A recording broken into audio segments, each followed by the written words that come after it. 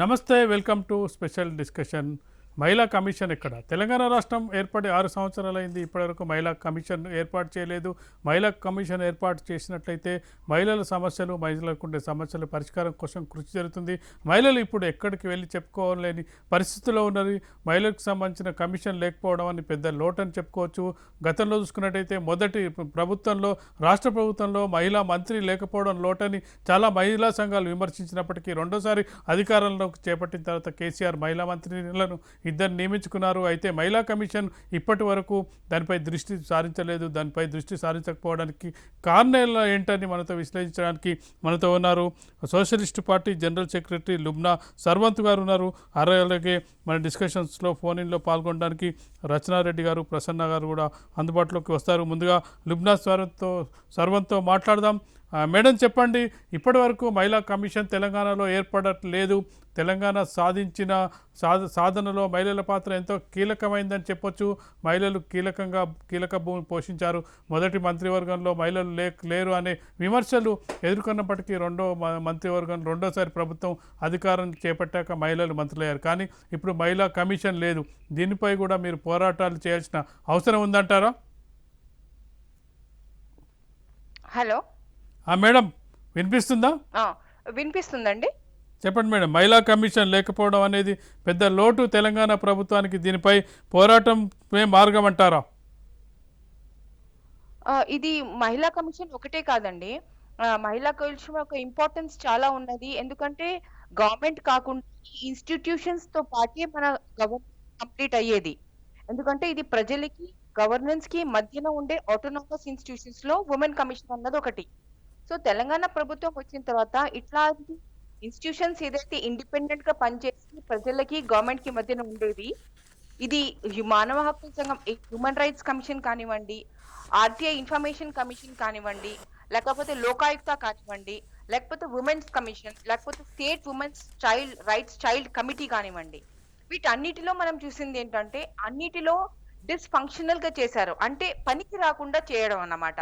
అంటే రిటైర్ అయిపోతే మళ్ళీ వాళ్ళని అక్కడ పోవడం, లేకపోతే నియమించిన ఒకవేళ మనం హైకోర్టుకి వెళ్ళాం, అక్కడిది పని చేయట్లేదు, ఎవరు లేరని చెప్పి మనం హైకోర్టుకి వెళ్తే హైకోర్టు చెప్పిన తర్వాత కేవలం ఏమో అక్కడ ఒక చైర్మన్ ని పెట్టడం, మిగిలిన మెంబర్స్ ని పెట్టకపోవడము. సో ఇట్లాంటివి చేసి ఏంటంటే ప్రజలకి గవర్నమెంట్ పాలసీ మీద గానీ, గవర్నమెంట్ ప్రవర్తన మీద గానీ మనం వెళ్ళాల్సిన ఇన్స్టిట్యూషన్స్ ఏదైతే ఆటోనామస్ గా పనిచేసి ఉన్నాయో అవన్నీ డిస్ఫంక్షనల్ గా చేసి కేవలం మాకు ఆ హైకోర్టు ఒకటే, ఆ ప్రభుత్వం ఒకటే, వాళ్ళే మాకు ఆధారంగా, అంటే మాకు తప్పులు చేసిన గవర్నమెంట్ దగ్గరికి మళ్ళీ మేము వెళ్ళాలన్నమాట. లేకపోతే మేము హైకోర్టుకి వెళ్ళగలగాలన్నమాట. ఆ స్థోమత మాకు ఉండాలి. ఇట్లా ప్రజలకి ఉండే ఆస్కారాలని అన్నిటిని వీళ్ళు పక్కన పెట్టారన్నమాట. ఇది కేవలం ఒకటే చోట కాదు, వేరే వాటర్ బాడీస్ కున్న లేక్ ప్రొటెక్షన్ కమిటీ కానివ్వండి, వాటర్ అథారిటీ కానివ్వండి, ప్రతి చోట వెట్ ల్యాండ్స్ అథారిటీస్ కానివ్వండి, లేకపోతే వైల్డ్ లైఫ్ బాడీస్ కానివ్వండి, ప్రతి చోట ఇది చూసాం అనమాట. కానీ ముఖ్యంగా ఇక్కడ చూసాం ఎక్కడైతే మానవ హక్కులు, ఉమెన్స్ కి, చైల్డ్స్ కి, హ్యూమన్ రైట్స్ కి, లోకాయుక్తకి, వీటి అన్ని చోట్ల మనం చూసేది ఏంటంటే లేకపోతే అసలు ఎవరు ఉండరు. హైకోర్టు ఒక తిట్టిన తర్వాత ఏమో ఒకళ్ళని పెట్టడం, ముక్కుపాటికి పెట్టడం అన్నమాట. సో దాంతో ఎటు ఫంక్షనాలిటీ సరిగ్గా పూర్తి అవ్వదు. సో దీంతో గవర్నెన్స్ అనేది ఉంది అని మనం ఎట్లా చెప్పగలుగుతాం? సరిగా లేదు గవర్నెన్స్. ఎందుకంటే ఈ ఇన్స్టిట్యూషన్స్ తోటే గవర్నెన్స్ అన్నమాట. సో అదండి పరిస్థితి.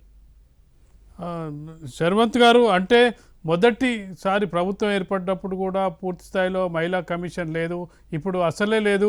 అంటే మహిళల పట్ల అంటే ఏదైనా బాధ వస్తే మీరు హైకోర్టు చెప్పుకోవాలి, లేదా ప్రభుత్వానికి చెప్పుకోవాలి. ఇలాంటి పరిస్థితుల్లో మరి కమిషన్ ఏర్పాటు కోసం అంటే ఏం చేయాలంటారు? ప్రభుత్వం మీద ఒత్తిడి ఎలా తెస్తారు? మహిళా కమిషన్ ఏర్పాటుకు మీ నుంచి ఎలాంటి పోరాటాలు జరగాలంటారు? నాకు మీ వాయిస్ కొంచెం క్లియర్ గా లేదండి. మేడం, మహిళా కమిషన్ ఏర్పాటు చేయాలంటే ప్రభుత్వంపై మీరు ఎలాంటి ఒత్తిడి తీసుకొస్తారు? ఇది ఒత్తిడి అంటే అది వాళ్ళ కర్తవ్యం అండి. కర్తవ్యం చేయాల్సింది వాళ్ళు చేయట్లేదు. కర్తవ్యం చేయాల్సింది వాళ్ళు చేయట్లేదండి. ఎందుకంటే గవర్నమెంటే నియమించాలి. గవర్నమెంటే వాళ్ళని అపాయింట్ చేయాలి. ఆ ఎక్స్‌పర్ట్స్‌ని, డొమైన్ ఎక్స్‌పర్ట్స్‌ని ఇంటిగ్రిటీ అంటే చాలా మచ్చలేని పని చేసిన వాళ్ళు, చాలా ప్యాషనేట్‌గా పని చేసిన వాళ్ళు, డొమైన్ నాలెడ్జ్ ఉన్నవాళ్ళు వీళ్ళందరిని ఎన్నుకొని పెట్టడం అన్నది గవర్నమెంట్ బాధ్యత. అయితే ఇక్కడ మనం ఒకటి నేను అనుకోవడం ఏంటంటే ఒక పొలిటికల్ పార్టీగా, ఒక కాన్షియస్ సిటిజన్‌గా ఇక్కడ గవర్నర్ పాత్ర ఉంటదండి. గవర్నర్ ఎప్పుడు వాళ్ళకేంటంటే గవర్నర్ అన్నది it's a neutral administrative constitutional authority. వాళ్ళు ఏం చేయొచ్చంటే ఇట్లాంటి ఏవైతే ప్రజలకి గవర్నెన్స్ మీద ఆటోనామస్ ఇన్స్టిట్యూషన్స్ ఏమైనా లేకపోతే ఆ స్టేట్ లో గవర్నర్ జనరల్ తప్పకుండా సెక్రటరీ. వాళ్ళకి గవర్నమెంట్ కి ఒక హింట్ ఇవ్వచ్చు అన్నమాట. వాళ్ళకి చెప్పొచ్చు, వాళ్ళకి ఆ అధికారం ఉన్నది.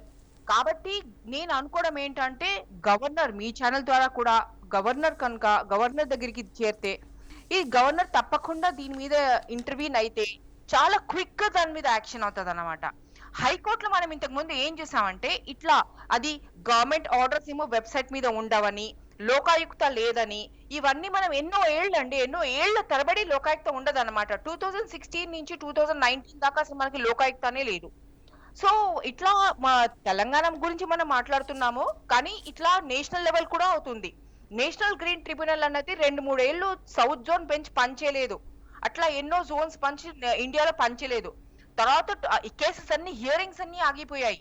దాంతో 2 ఇయర్స్ 2.5 ఇయర్స్ తర్వాత మళ్ళీ హియరింగ్స్ మొదలైనవి. సో సేమ్ థింగ్ ఇప్పుడు స్టేట్ గవర్నమెంట్ మాటికి వస్తే అది జరుగుతుంది అన్నమాట. సో ఇది అసలు నేను చెప్పినట్టు ఇట్ ఈస్ ఇన్కంప్లీట్ గవర్నెన్స్ అన్నమాట. స్టేట్ గవర్నమెంట్ తన బాధ్యతగా అక్కడ పెట్టాలి. ఎందుకంటే నా ప్రజలు నా దగ్గరికి చేరడానికి ఈ ఇండిపెండెంట్ ఇన్స్టిట్యూట్స్ ఉండాలి అన్న ధైర్యంతో ప్రభుత్వం ఉండాలి. గాని ఎప్పుడు భయపడుతూ అరే ప్రజలు ఇక్కడికి వెళ్ళి ఈ కమిషన్ కి వెళ్ళి నా మీద కంప్లైంట్ పెడతారేమో, ఆ ఉమెన్స్ కమిషన్ మీద పెడతారేమో, హ్యూమన్ రైట్స్ కమిషన్ దగ్గరికి వెళ్ళి నా మీద కంప్లైంట్ పెడతారేమో అని భయపడేది దాన్ని ప్రభుత్వం అంటారా? ఎందుకంటే ప్రజలే ఎన్నుకున్నది ప్రభుత్వము. ఆ ప్రభుత్వం మళ్ళీ ప్రజలకి సంకూలంగా నన్ను ప్రశ్నించడానికి ఎన్నో ఇన్స్టిట్యూషన్స్ ని నేను పెడతాను, ప్రజలు నన్ను ప్రశ్నిస్తారు, నా ప్రశ్నలకి నా దగ్గర సమాధానం ఉంది, నేను ఇస్తాను. నా బాధ్యతలు ఏమైనా నేను నెరవేర్చకపోతే ఈ ఇన్స్టిట్యూషన్స్ ద్వారా ప్రజలు నన్ను ప్రశ్నిస్తే నేను అవి తప్పులు సరిదిద్దుకొని నేను చక్కగా చేస్తాను. ఈ విధంగా ఈ ధోరణి ఉండే ప్రభుత్వం మాకు కావాల్సింది. కానీ సాడ్ ఏంటంటే ఈ ప్రభుత్వంలో ఆ ధోరణి ఏమాత్రం లేదు. సంవిధానం ప్రకారం ఉండాల్సిన ధోరణి లేదు. ప్రజల నుంచి ఏదైతే మీరు ఆ ట్రస్ట్ మీద మీరు ఎన్నికయ్యారో, ఆ ఎన్నికైన తర్వాత మన ధోరణి విడ్డూరంగా ఉండి అన్ని ప్రశ్నించే ప్రజలు నాకొద్దు, ప్రశ్నించకుండా నాకు తలకాయ ఊపే ప్రజలు కావాలి అనుకుంటే అది పొరపాటు. ఎందుకంటే 100% లో మీకు వచ్చిన ఓట్లు ఎంత పర్సెంటేజ్ మిమ్మల్ని ఎన్నుకున్నది అది important. Number of seats in the legislative assembly కాదు ఇక్కడ. సో ఒకవేళ మీకు ఎక్కువ ఓట్స్ వచ్చిన వాట్ ఎవర్ ఇట్ ఈస్, ఆ ఇండిపెండెంట్ ఇన్స్టిట్యూషన్స్ అన్నది మనం తీయకూడదు. అండ్ అవి ఫంక్షనల్ గా ఉంటున్నాయా లేదా అన్నది ప్రతి మినిస్టర్ తన కింద ఉన్న ఈ ఇండిపెండెంట్ ఆటోనమస్ ఇన్స్టిట్యూషన్స్ తీసుకోవాల్సిన బాధ్యత వాళ్ళకున్నది. వాళ్ళ బాధ్యత వాళ్ళు మరిచినప్పుడు అక్కడ ఉన్న చైర్మన్ కమిషన్ గానీ ఎన్నో రాయాలి. ఫర్ ఎగ్జాంపుల్ చెప్తానండి, పొల్యూషన్ బోర్డ్ లో అపెలెట్ అథారిటీ అని ఒకటి ఉందన్నమాట. పొల్యూషన్ కంట్రోల్ బోర్డ్ ఎన్నో లెటర్స్ రాస్తా ఉన్నది గవర్నమెంట్ కి. మొన్న 2020లో కూడా రాసింది. 2017 లో ఆ బోర్డు డిజాల్వ్ అయిపోయిన తర్వాత, దాని ఫంక్షన్ 3 years అయిపోయిన తర్వాత వీళ్ళు అసలు అపాయింట్ చేయలేదు. ఎన్నో పీసీబీ తనే స్వయంగా చెప్తున్నా కూడా వీళ్ళు అపాయింట్ చేయట్లేదు అన్నమాట. అంటే ఏంటి భయం? ఇది ప్రశ్న. ఏంటి మీ భయం? మీరు తప్పులు చేస్తుంటే ప్రజలు చూపించకూడదా, లేకపోతే ఏంటి? మీరు తప్పు చేస్తున్నట్టేనా ఇప్పుడైతే? So these are the things అండి. This is wrong. ఈ ఇన్స్టిట్యూషన్స్ అన్నది ఉండాలి. ప్రజలకి తొందరగా వాళ్ళు చెప్పుకోవాలంటే అందరూ హైకోర్టుకి వెళ్ళలేరు. అది చాలా తప్పు. ఇంకొకటి నేను చెప్తానండి, ఇప్పుడు రీసెంట్ గా ఆర్డిఓ ఆఫీస్ లో ఉన్న కోర్ట్స్, ఇంకా సబార్డినేట్ కోర్ట్స్ ని అబాలిష్ చేయడం జరిగింది. అది చాలా చాలా పెద్ద పొరపాటు. ఎందుకో చెప్తాను నేను. High court already 50% number of judges తో పనిచేస్తున్న హైకోర్టు అది. మన తెలంగాణ దగ్గర 4 కోట్ల ప్రజలకి అది వాళ్ళు అక్కడ హైకోర్టులో ఉన్న స్టాఫ్ సరిపోవట్లేదు. మొన్న కూడా చెప్పారు, కోర్టులో అది కేసెస్ ఇండియా మొత్తంలో ఉన్నాయి. అట్లాగే హైకోర్ట్ ఆఫ్ తెలంగాణలో కూడా చాలా చాలా కేసెస్ పెండింగ్ ఉన్నాయి. ఆ పెండింగ్ ఉన్న కేసెస్‌కి ఈయన ఏం చెప్తున్నారు, ఆడియో కోర్టు, ఆ కోర్ట్ అన్నీ రద్దు చేసి వెళ్ళాల్సిన వాళ్ళందరూ ఇప్పుడు కోర్ట్‌కి వెళ్ళమని చెప్తున్నారా? ఎంతమందికి ఆ స్థోమత ఉంది? ఎంతమంది వెళ్ళగలరు? అక్కడ పెండింగ్ కేసెస్ ఉన్నాయి. హియరింగ్‌కి రాని కేసులు. ఎంక్రోచ్‌మెంట్ అయిపోయి ప్రజల మీద ఎన్నో దాడులైపోయి, అవి అయిపోయి అన్యాయాలు జరుగుతున్నాయి. దానికే దిక్కు లేదే ఇప్పటిదాకా హియరింగ్ సరిగ్గా అవ్వట్లేదే. సగం స్టాఫ్‌తో ఉన్న ఈ కేసీఆర్ గవర్నమెంటు, టీఆర్ఎస్ గవర్నమెంటు హాస్పిటల్స్‌లో సగం స్టాఫు, మన వుమెన్ కమిషన్ ఉండదు. కమిషన్స్‌లో సగం స్టాఫు, ఎడ్యుకేషన్‌లో సగం స్టాఫు, అట్లాగే కోర్ట్‌లో కూడా సగం స్టాఫ్ ఉన్నది. సో, ఆ సగం స్టాఫ్ ఉన్న కోర్ట్స్‌కి చిన్న చిన్న కోర్ట్స్‌లని తీసేసి అక్కడికి పంపించేశారు. అట్లాగే ఇన్‌స్టిట్యూషన్స్ కూడా తీస్తున్నారు. అంటే ఏంటి? నా గురించి ప్రశ్నలు వేసి అక్కడి నుంచి వాళ్ళు ఊ ఊరట పొందగలిగే ఇన్‌స్టిట్యూషన్స్ అన్నిటిని నేను రద్దు చేస్తున్నాను. ఈ హైకోర్ట్‌కి వెళ్ళండి. హైకోర్ట్‌లో ఎటూ అవి లేట్ అవుతాయి. కోర్ట్స్ జడ్జెస్ సరిగ్గా లేరక్కడ. జడ్జెస్ సమానంగా వేకెన్సీస్ చాలా ఉన్నాయి. ఫుల్ అవ్వట్లేదు అని తెలుసు. అట్లా ఉన్న కోర్ట్‌కి వీళ్ళని పంపిస్తుంటే అక్కడే తెలిసిపోతుందన్నమాట గవర్నమెంట్ అప్రోచ్. ప్రజలు నన్ను అడగకూడదు. మేడం అడుగుతున్నారా? సరే అయితే అన్ని ఇన్‌స్టిట్యూషన్స్ నేను మూత వేసేస్తాను. వక్ఫ్ ట్రిబ్యునల్ కూడా అంతేనండి. మేడం వక్ఫ్‌లో ఒక మేడం మీరు ట్రిబ్యునల్ ఉంది. మీరు ఆ లైవ్లో ఉండండి. ట్రిబ్యునల్‌ని ఇప్పటిదాకా అపాయింట్ చేయలేదు. మేడం మీరు అన్యాయం. లైవ్లో ఉండండి. ఇన్‌స్టిట్యూషన్స్‌లో అదేనండి. ఒక మనతో వుమెన్ అడ్వకేట్ కమిషన్‌లోనే ఉన్నారు. లైవ్లో ఉండండి. మా అడ్వకేట్ ఉన్నారు, ప్రసన్న గారు ఉన్నారు. ప్రసన్న గారు చెప్పండి, తెలంగాణ ప్రభుత్వం ఇప్పటి వరకు మహిళా కమిషన్ని నియమించకపోవడం అర్థం ఎందుకంటారు? సింపుల్ క్వశ్చన్ చేసే వాళ్ళంటే వాళ్ళకి పడదు. క్వశ్చన్ చేయొద్దు. ఏ అమ్మాయికి అన్యాయం జరిగినా అట్లీస్ట్ సానుభూతి కాదు కదా, వాళ్ళ గురించి మాట్లాడకుండా ఆర్టీసీ వాళ్ళని పిలిచి ఆయన అన్న మాట ఏంటంటే దిశ చనిపోయినప్పుడు ఆయన అన్న మాట విందు భోజనం అని పిలిచి మీరందరూ తొందరగా ఇంటికి పోండి మంచోళ్ళు లేరు అనేసి అంటే నువ్వు ఆ మాట కాదు అనాల్సింది. ఒక హోదాలో ఉన్నోడు అమ్మ మీరు ఎంత అర్ధరాత్రి 1 గంటకు మీరు పోయినా నేనున్నాను, మీకు నేను హెల్ప్ చేయడానికి రెడీగా ఉన్నానని ఒక సీఎం పదవిలో ఉన్న ఆయన చెప్పాల్సిన హామీ. అదొక హామీ కాకుండా ఒక ఉమెన్ కమిషనర్ అనేది ఈ రోజు వరకు కూడా లేకుండా ఉండడము అనేది కూడా ఆయనకి తెలుసు, యావత్ ప్రపంచానికి తెలుసు, మన స్టేట్ లో ఉన్న మహిళలకు తెలుసు, ఉన్న పొలిటికల్ లీడర్స్ అందరికీ తెలుసు. తెలియదంటూ లేదు. ఈ రోజు వరకు ఎన్ని రేప్ కేసెస్ అవుతున్నాయి, ఎన్ని పిల్లలను ఎత్తుకొని వెళ్ళిపోయే కిడ్నాప్ కేసెస్ అవుతున్నాయి, వాళ్ళు అమ్ముకోవడం అంటే ఉమెన్ ట్రాఫికింగ్ అవుతుంది. ఇన్ని జరుగుతున్నాక కూడా ఒక ఉమెన్ కమిషనర్ ని పెట్టకపోవడానికి ఒకటే రీజన్, ఒక కవిత బతుకమ్మకు ఉంది, అంతకు మించింది ఇంకోట్లేదు. బతుకమ్మ ఉంది, కవిత చీరలు వంచింది, ఇంతకు మించి ఇంకొక వాళ్ళ కూతురు తప్పించి ఇంకొక మహిళని తీసుకొచ్చి పెట్టాల్సిన బాధ్యత ఆయనకు లేదు.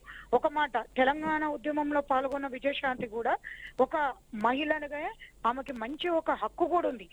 అట్లాంటి మహిళలనన్నా అట్లీస్ట్ ఉమెన్ కమిషనర్ లాగా పెట్టి విజయశాంతి గారిని, లేదా ఎవరన్నా ఐఏఎస్ ఆఫీసర్లను ఐపీఎస్, ఇప్పుడు ఆంధ్ర సైడ్ చూసుకుంటేనండి ఇప్పుడు దిశ వచ్చిన తర్వాత దిశ చట్టం అని పెట్టారు.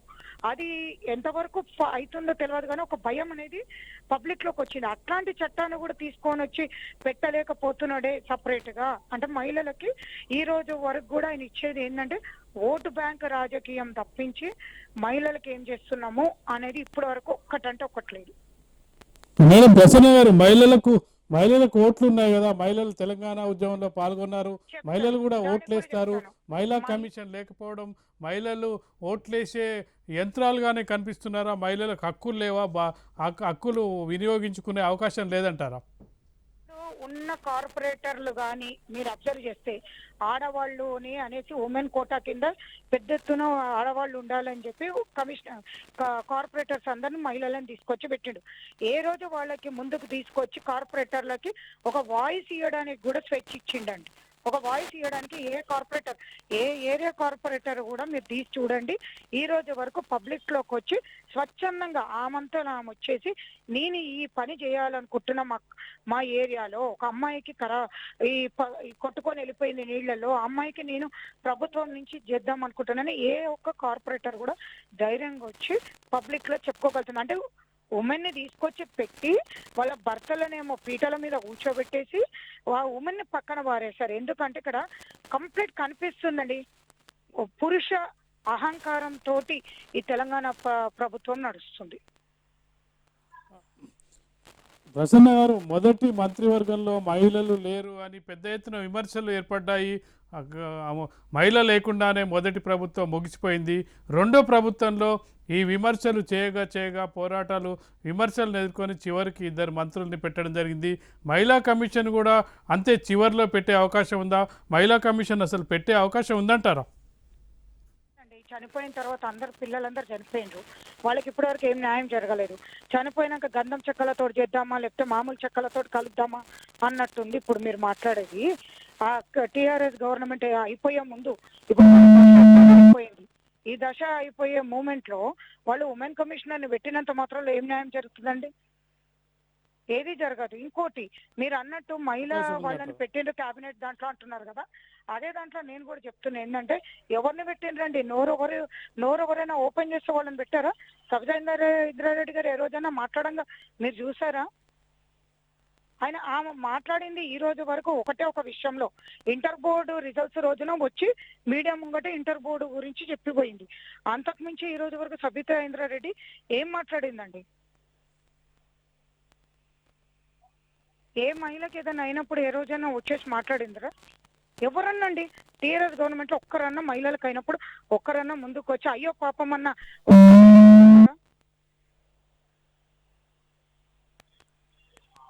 ప్రసన్న గారు, అంటే ఇప్పుడు ఎలా అంటే మహిళా కమిషన్ ఏర్పాటు చేయాలంటే ప్రభుత్వం మీద ఒత్తిడి తీసుకురావాలా, పోరాటాలు చేయాలా, ఎలా ఏం చేయాలంటారు?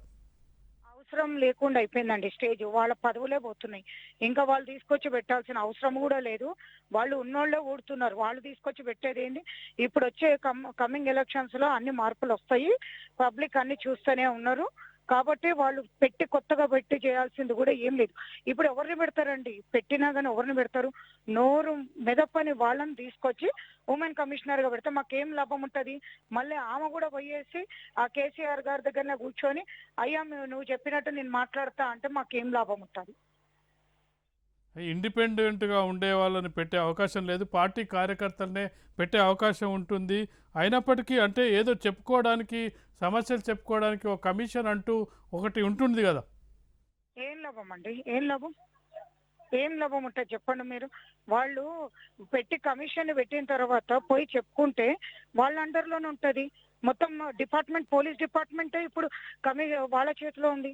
పోలీస్ వాళ్ళు కేసులు పెట్టమంటే పెడుతున్నారు, పోలీసు వాళ్ళు కేసులు తీయమంటే తీస్తున్నారు. మీరు ఆలోచించండి. థ్యాంక్ యూ మేడం, మీ అభిప్రాయం తెలియజేసినందుకు.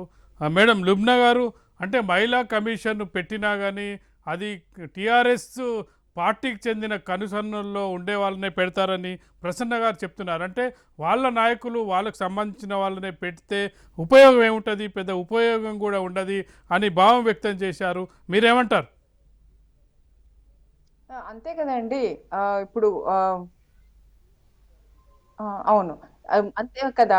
మనం చూస్తున్నది అదే కదండి. ఎక్కడ పోయినా కమిషన్స్ లో వాళ్ళ వాళ్ళ పీపుల్‌ని, వాళ్ళ యెస్ మెన్‌ని మినిస్టర్స్‌లో అయినా గాని ఎవరైనా ఇప్పుడు డిఫిక్ట్స్ అన్నది ఈ పాలిసీలు పబ్లిక్ డిబేట్ ఉండాలన్న మాట గాని, ఇప్పుడు రెవెన్యూది కూడా చూడండి. ఎక్కడ జరిగిందది? దాని డిస్కషన్ ఎక్కడైనా జరిగిందా? ఇప్పుడు ఆయన అందరికి హిస్టారిక్, చారిత్రాత్మక ఏమేమో అంటున్నారు. పైగా అది రెవెన్యూ మొత్తం మార్పు లేదు. ఏదో ఒక కొన్ని చిన్న మార్పులు జరిగినవి ఇప్పుడు. కానీ ఆ part of the revenue methodology has been modified. So ఆయన ఎవరిని కన్సల్ట్ చేశారు? మొత్తం డ్యూ ప్రొసీజర్ ఫాలో చేశారా? కింద నుంచి మనం రెవెన్యూ అంటే విలేజెస్ నుంచి, గ్రామ పంచాయత్ నుంచి అభిప్రాయాలు సేకరించారా? స్టడీ రిపోర్ట్స్ ఎక్కడ? సో ఇవన్నీ ఏమీ లేకుండా సడన్ వచ్చేసి ఆ అసెంబ్లీ పెట్టిందే ఈ బిల్స్ పాస్ చేసుకోవడానికి అన్నట్టుగా తీసుకొచ్చి గబగబా బిల్స్ పాస్ చేసుకుని మళ్ళీ పెట్టారు. So this is not the way government is doing. మరి చీఫ్ మినిస్టర్ అయి ఉండి అన్ని తెలిసి చేస్తున్నారంటే ఇట్ ఈస్ నాట్ ట్రాన్స్పరెన్సీ అన్నది లేదు. ట్రాన్స్పరెన్సీ లేకపోవడం అంటే ఏంటి? The intention is not good. ఎప్పుడైతే మనిషి ఎప్పుడు దాస్తారంటే ఎప్పుడు తీస్తారు మనిషి? అధైర్యం ఉన్నప్పుడు. అధైర్యం ఎప్పుడు ఉంటుంది? ఇంటెన్షన్ సరిగా లేనప్పుడు. మన ఇంటెన్షన్ ఏంటి? కాదు, ఇక్కడ మన ప్రజలు మన ఆప్యాయంగా చూసుకోవడము, న్యాయంగా అది కాదు. పార్టీ ఉండాలి, పార్టీ తప్పులన్నీ కప్పిపుచ్చి ఉండాలి. ఆ కప్పిపుచ్చి ఉండడం ఎంత మనకి సహాయం చేస్తుంది మనీ ద్వారా పవర్ ద్వారా ఇక్కడ ఉండే ఆ వ్యవహారం తీరునితో ఆయన ఉండదు. ఆయన ప్రగతి భవన్ లో నిజాయితీగా ఉండాలి. అదొక్కటే చెప్పండి చాలు. దానికి డబ్బులు మేడం మీరు అక్కర్లేదు, లైవ్లో పవర్ ఉండండి. లుబ్నా గారు మీరు లైవ్లో ఉండండి. రచనారెడ్డి గారు ఉన్నారు, అడ్వకేట్ రచనారెడ్డి గారితో కూడా మాట్లాడదాం, ఆమె అభిప్రాయం తీసుకుందాం. రచనారెడ్డి గారు, మీరు తెలంగాణ ఉద్యమంలో కూడా పాల్గొన్నారు. మహిళా కమిషన్ లేదు, ఇప్పటి వరకు ఏర్పాటు చేయలేదు. దీనిపై మీ స్పందన ఏంటి రచనారెడ్డి గారు? మహిళా కమిషన్ అనేదండి ఒక ఒక స్టాట్యుటరీ రిక్వైర్మెంట్. అంటే నేషనల్ కమిషన్ ఫర్ ఎస్సీస్ STs, national commission for BCs, ఇదంతా ఏంటంటే under privileged or sections of the society that are underrepresented వాళ్ళను చేరుకోవడానికి ఒక పాజిటివ్ స్టెప్ అన్నమాట. అయితే ఇన్ని ఏళ్ళుగా అంటే మన తెలంగాణ వచ్చిన తర్వాత ఒక 2 టర్మ్లు గడిచిన, అంటే సెకండ్ టర్మ్ లో ఉన్నాం మనము. ఇన్ని రోజులుగా ఒక న్యాయమైన మహిళా కమిషన్ లేకపోవడం చాలా శోచనీయమే. ఎందుకంటే ఇప్పుడు అన్ని కేసులు మహిళలకు సంబంధించిన పోలీస్ కంప్లైంట్లే, క్రిమినల్ కంప్లైంట్లే, లేకపోతే భరోసానే అని కాదు. అండ్ మహిళలకు సంబంధించినది ఇంకా చాలా ఇష్యూస్ కూడా ఉంటాయి. Civil cases, right to property cases, అదేంటి హైనర్స్ కేసెస్. సో ఇవన్నీ చాలా ఇష్యూస్ ఉంటాయి. harassment at workplace, sexual harassment at workplace related issues. So all of them need not be criminal cases only, where you just approach your local police station and it will be taken care of. So oka mahila commission undadamu చాలా important. ఒక developed progressive positive society కోసము. అలా చేయలేకపోతే, లేకపోతే అలా కావాలని చేయకపోతే, లేకపోతే దానికి ఒక ప్రొసీజరు, లేకపోతే ఒక ఎజెండా, ఒక ఇంపార్టెంట్ ఎజెండా అనేది పెట్టుకోకపోతే, అంటే మీకు అందరికీ తెలుసు మనకు ఒక మహిళా మంత్రి రావడమే ఒక 1 టర్మ్ కన్నా ఎక్కువ పట్టింది. సో అది కూడా చెప్పి క్రిటిసైజ్ చేస్తే ఒక 1 టర్మ్ కి మనకు ఒక మహిళా మినిస్టర్ వచ్చింది. సో ఈ మహిళా కమిషన్ అనేది ఇట్స్ నాట్ జస్ట్ అంటే ఒక బాడీ ఉన్నది అని చెప్పుకోవడమే కాకుండా, they take care of very important socio economic, criminal / civil issues related to women. And ఇక్కడ విమెన్ అనే వాళ్ళు ఒక we're half of the population. So ఇక్కడ ఒక మతము లేకపోతే ఒక కులానికి చెందిన వాళ్ళే కాకుండా ఒక entire gender has to be represented in this commission. So it's extremely important, and the fact that it is not even thought about or given importance to is extremely shameful and embarrassing. Rachana Reddy గారు, మీరు చెప్పినట్టుగా కొన్ని independent bodies ఉంటాయి. ఆ బాడీస్ని ప్రభుత్వం ఖచ్చితంగా appoint చేయాల్సి ఉంటుంది. వాళ్ళ బాధ్యత అది. ఆ బాధ్యతగా చేయాల్సిన వాటికి కూడా ఒత్తిడి తేవాల్సి రావడం అనేది చాలా బాధాకరమైన విషయం. అంటే ప్రభుత్వాలు ఎందుకు ఈ విధంగా వివరిస్తున్నాయి? ఇండిపెండెంట్ బాడీస్ని అపాయింట్ చేయడానికి ఎందుకు వెనుకంజ వేస్తున్నాయి అనుకుంటున్నారు? అంటే నా ఒపీనియన్ ప్రకారము మహిళా కమిషన్ అనేది ఇప్పుడు మహిళలకు లోవర్ లోకల్ బాడీ ఎలక్షన్స్ లో, లేకపోతే పంచాయత్ రాజ్ దీంట్లో అంటే ఐ వుడ్ సే లోవర్ అని ఎందుకు అంటున్నానంటే, ఎందుకంటే ఇవి కాన్స్టిట్యుయెన్సీ జనరల్ ఎలక్షన్స్ కి సంబంధించిన కాదు. అక్కడ అట్లీస్ట్ ఒక 1/3 కంపల్సరీగా మహిళలకే కేటాయించాలి అని ఒక చట్టము చాలా ఫోర్స్ చేస్తే ఎంబటపడితే తీసుకొచ్చారు. ఇప్పుడు అదే మనకు జనరల్ ఎలక్షన్స్ లో అటువంటి రిజర్వేషన్ ఏమి లేదు. సో ఇప్పుడు రిజర్వేషన్ కాకున్నా కానీ ఒక స్టాట్యుటరీ ప్రొటెక్టివ్ బాడీ అన్నా ఉండాలి కదా. అంటే ఇప్పుడు కమిషన్స్, మహిళలకు సంబంధించిన స్పెసిఫిక్ కమిషన్స్ ఉండడం అయినా, మహిళా రిప్రజెంటేషన్ ఎక్కువ కావడం అయినా, నాకు తెలిసి లాస్ట్ 25 years లో వచ్చిన ఏ పొలిటికల్ పార్టీ / గవర్నమెంట్ కి ఇష్టం లేదు. లేకపోతే మహిళలకు సంబంధించిన చాలా చట్టాలు, రిజర్వేషన్స్ ప్లస్ ప్రొటెక్టివ్ లెజిస్లేషన్స్ ఇప్పటి వరకు పాస్ అయ్యేటివి. సో ఇప్పుడు మనకు ఏదైనా ఒక కాంట్రవర్షియల్ సంచలనాత్మకమైన క్రైమో లేకపోతే ఇంకోటి ఏదో జరిగితే ఇవాళనే హానర్ కిల్లింగ్ జరిగింది అంటే అమ్మాయి బతికే ఉంది కానీ అమ్మాయి హస్బెండ్ ని చంపేశారు. సో ఇటువంటి ఇష్యూస్ జరిగితేనే మహిళల హక్కులు సాధికారిత గుర్తుకొస్తుంది కానీ లేకపోతే మహిళలను ఎంత deprived, it is deliberate deprivation of women's rights. ఎందుకంటే మహిళలకు ఎక్కువ హక్కులు, రైట్స్, చట్టాలు కలిగిస్తే వాళ్ళు విజృంభించి పోతారనే ఒక చాలా సేడిస్టిక్ మెంటాలిటీ కలిగిన గవర్నమెంట్స్ ఉన్నాయి మన దగ్గర. అయితే ఇంకా లుబ్నా గారు పక్కనే ఉండి అవుతుంటారు, లేకపోతే she might be agreeing with me, but అలా జరుగుతుంది సార్.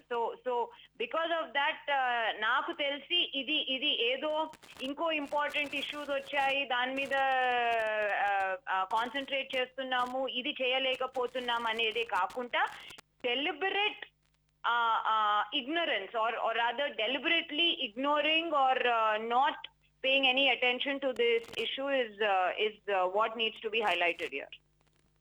రచనారెడ్డి గారు, అంటే ఎంతకాలం ఇలా డెలిబరేట్గా చేయడం అనేది ఎంతకాలం ప్రభుత్వానికి కొనసాగించవచ్చు, ప్రభుత్వం ఎంతకాలం ఇలా చేయవచ్చు అంటారు? ఎందుకంటే మహిళా కమిషన్ ఏర్పాటు చేయడం వల్ల ప్రభుత్వానికి వచ్చే నష్టం ఏముంటుంది? అంటే మీరు చెప్పారు కొన్ని విషయాలు, అయినప్పటికీ ప్రభుత్వాలు ఖచ్చితంగా చేయాల్సిన విషయాలు కొన్ని ఉంటాయి, వాటిని చేయకపోతే ఎలా? అండి ఇప్పుడు ప్రభుత్వాలు చేయవలసినవి కొన్ని ఉంటాయి, అవిటిని చేయకపోతే మనము అంటే ఇప్పుడు విమెన్స్ నేను ఇది ఒక విమెన్స్ డిప్రైవేషన్ గానే కాకుండా ఇది ఒక ఎంటైర్ ఒక 1/2 ఆఫ్ ద పాపులేషన్ డిప్రైవేషన్. ఇది ఇక్కడ అంటే హిస్టారికలీ కూడా చూస్తే, ఇంటర్నేషనల్లీ అండ్ నేషనల్లీ హిస్టారికలీ చూస్తే ఆడవాళ్ళ కోసం ఆడవాళ్లే కొట్లాడారు తప్ప మగవాళ్ళు ఎప్పుడు ముందుకొచ్చి కొట్లాడలేరు. So just like women's rights or women's liberation movement was done by women, అంటే మేం కొట్లాడితే వచ్చిందే కాబట్టి దీనికోసం కూడా మేమే కొట్లాడాలి. So will put up the pressure, will shame the government, will embarrass the government until we get the commission. Thank you Rachana Reddy గారు. లుబ్నా మేడం గారు, రచనారెడ్డి గారు చెప్పింది విన్నారు. అంటే మేము కమిషన్ కోసం మేమే కొట్లాడాలి, మళ్ళీ ఇది కమిషన్ ఏర్పాటు కోసం కూడా కొట్లాడాల్సిన పరిస్థితి ఉంది అంటున్నారు, మీరేమంటారు?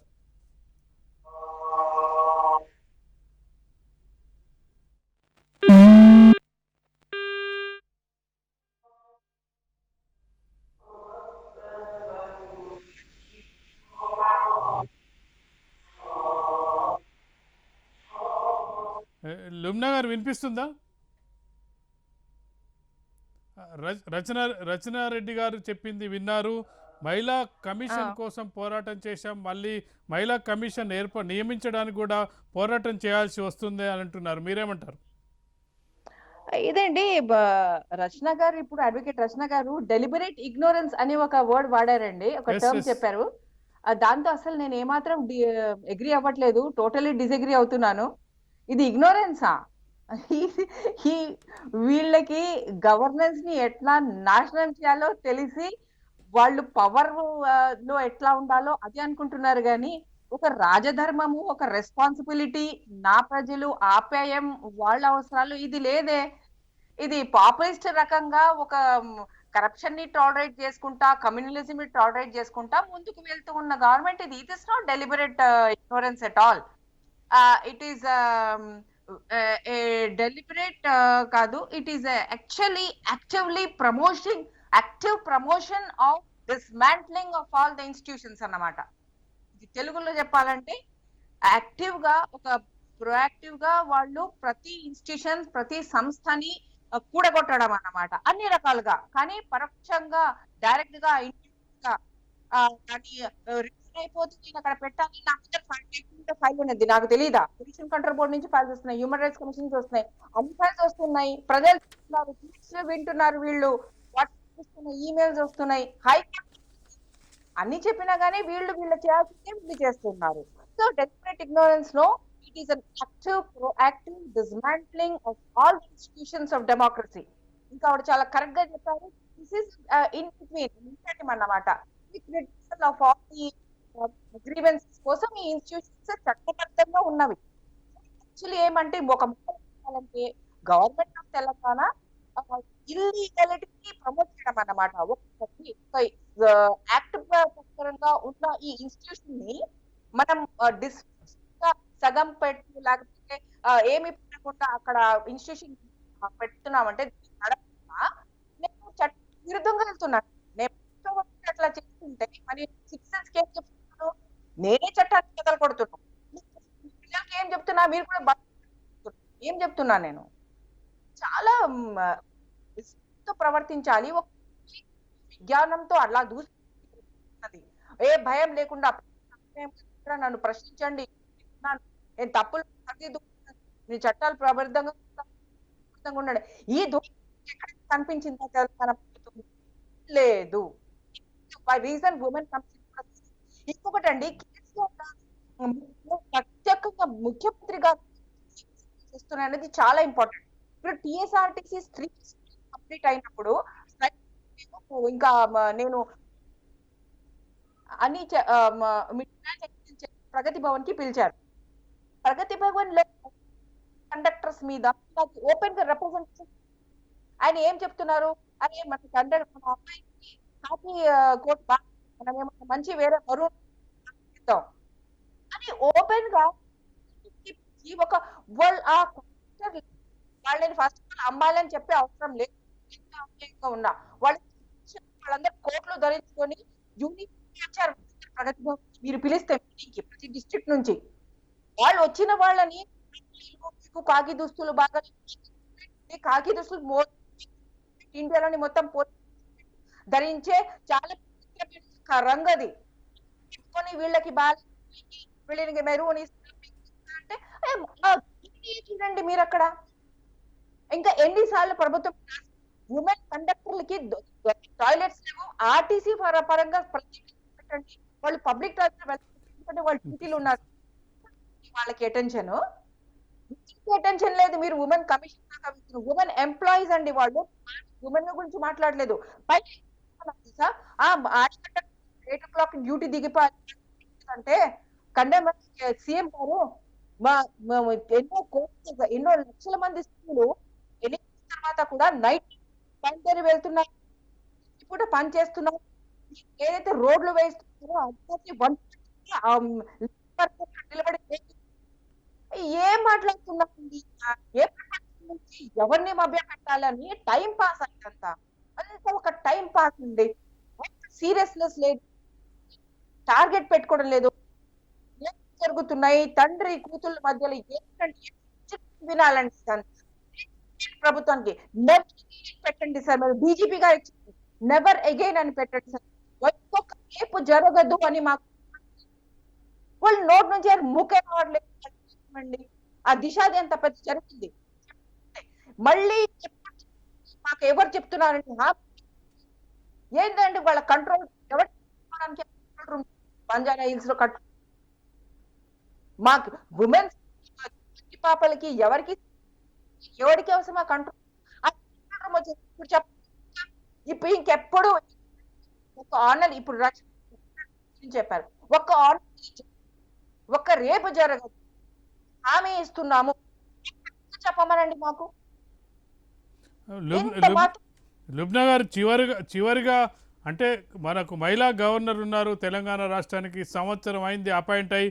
ఎందుకంటే గవర్నర్ దృష్టిలో ఎందుకు లేదు ఈ అంశం అని మీరు అనుకుంటున్నారు? గవర్నర్ అయినా చొరవ చూపాలి కదా ఈ విషయంలో.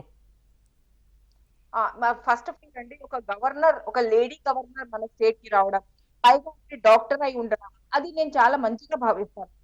I like it actually. And ఒకసారి అవకాశం కూడా దొరికింది. అయితే అదే అన్నా నేను స్టార్టింగ్ చెప్పింది ఏంటంటే definitely intervene. I'm through me channel ద్వారా చేస్తున్నాను. ఈ ఏదైతే ఇన్స్టిట్యూషన్స్ ఉన్నాయో ఆ ఇన్స్టిట్యూషన్స్ చాలా ఉన్నాయి. ఇన్ఫర్మేషన్ కమిషన్, ఉమెన్ కమిషన్, ఇట్లా చాలా సరిగ్గా ఫుల్ ఫంక్షనల్ గా ఉంది. ఇక్కడ మనకి జడ్జెస్ లేవు. గవర్నర్ బాధ్యత భావిస్తాను. ఎందుకంటే కలిగేది ఈజీగా జస్టిస్ అప్రోచ్ ఇవేనా. సో ఈ ఇన్స్టిట్యూషన్స్ ని ఉన్నాయో ఆవిడ తన ఆఫీసర్స్ ని డెఫినెట్ గా ప్రజల కోసం వాళ్ళకి ఊరట కలుగుతుంది. వాళ్ళకి హక్కు అది, వాళ్ళకి అది మీరు డెఫినెట్ గా అది అన్ని ఫుల్ఫిల్ చేయండి చెప్పి it is her and I hope she does it. Thank you Lubna గారు. అంటే ఈరోజు ఇష్యూ లేవనెత్తి కనీసం ప్రభుత్వం దృష్టికి తీసుకెళ్లాలనే ప్రయత్నంలో భాగంగా మేము ఈ చర్చను చేపట్టడం జరిగింది. మహిళా కమిషన్ లేక 6 సంవత్సరాలు అయింది. ఇప్పటికైనా ప్రభుత్వం గుర్తించాలి. అలాగే మనకు ఒక మహిళా గవర్నర్ రావడం జరిగింది. తెలంగాణకు మహిళా గవర్నర్ రావడం జరిగింది. గవర్నర్ ద్వారా అయినా మహిళా కమిషన్ ఏర్పాటైతే మహిళలు తమ సమస్యలు చెప్పుకోవడానికి అవకాశం ఉంటుంది. మీరు చెప్పినట్టుగా ప్రభుత్వము లేదా కోర్టులకు వెళ్ళే పరిస్థితి అందరికీ ఉండదు. కనీసం మహిళా కమిషన్ దగ్గరికి వెళ్ళి చెప్తే కనుక కొన్ని సమస్యలు పరిష్కారం అయ్యే అవకాశం ఉంటుంది. ముఖ్యంగా చూసుకున్నట్టయితే మనకు సుభాషిణి గారు మనకు ప్రసన్న గారు చెప్పినట్టు, అలాగే రచనారెడ్డి గారు చెప్పినట్టుగా ప్రశ్నించే గొంతు ఉండొద్దు అనేది ప్రభుత్వాలు ఏవైతే నడవాల్సిన సంస్థలు ఉన్నాయో ఆ సంస్థల్ని పనిచేయకుండా చేయడం అనే లక్ష్యంతో ప్రభుత్వాలు పనిచేసినట్టయితే ఏవైతే సంస్థలు ఉన్నాయో ఆ సంస్థలకి ప్రాధాన్యత కోల్పోయే అవకాశం ఉంది. మీరు చెప్తున్నట్టుగా మానవ హక్కుల సంఘాన్ని కానీ ఏవైతే ఇండిపెండెంట్ బాడీస్ ఉన్నాయో వాటికి కూడా అలాగే వాటిని కూడా నియామకం అనేది చాలా లేటు ప్రాసెస్ జరుగుతుంది. మహిళా కమిషన్ నియామకంపై ప్రభుత్వం కూడా దృష్టి పెట్టాల్సిన అవసరం అయితే ఖచ్చితంగా ఉంది. ఇది ఈరోజు special discussion. News is right. If you like this video, please like it, share it, and for more videos, please subscribe to our channel.